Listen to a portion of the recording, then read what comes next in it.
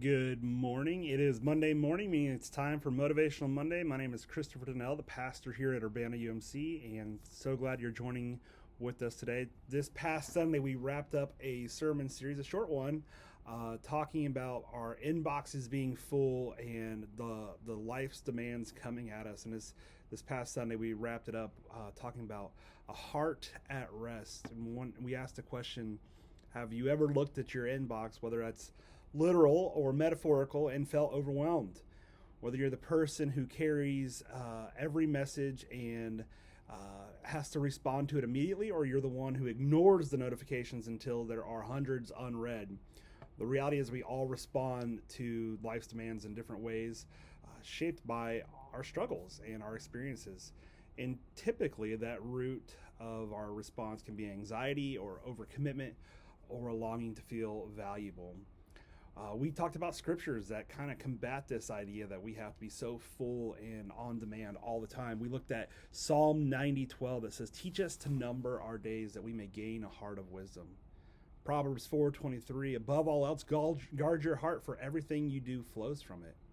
And then in Philippians chapter 4:6-7, "Do not be anxious about anything, and the peace of God will guard your hearts." We also talked about the story of Moses and how Jethro, his father-in-law, gave him instruction to share the burden of leadership with the people around him.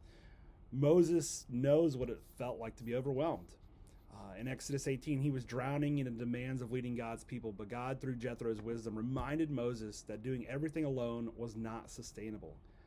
Delegation, boundaries, and community were God's answer, not just harder work. I feel like Moses, we can fall into the trap of thinking we must respond to every need, fix every problem, or prove our worth through performance. But balance doesn't come from trying harder. It comes from choosing wisely. That's the wisdom. We aren't meant to carry it all. We're meant to walk with Jesus, who already has. And Jesus invites us not into hustle, but into rest, into margin, into a rhythm of grace that says, "Come to me, all you who are weary, and I will give you rest." So I invite you today, ask yourself, what is one thing I need to say no to so I can say yes to what matters most? Maybe it is turning off the notifications, taking a walk with your family, or letting go of a task you don't need to carry alone. Remember, guard your heart, not just your calendar. Pray that you would experience God's grace this week as you say no to some things and yes to others. Have a great week.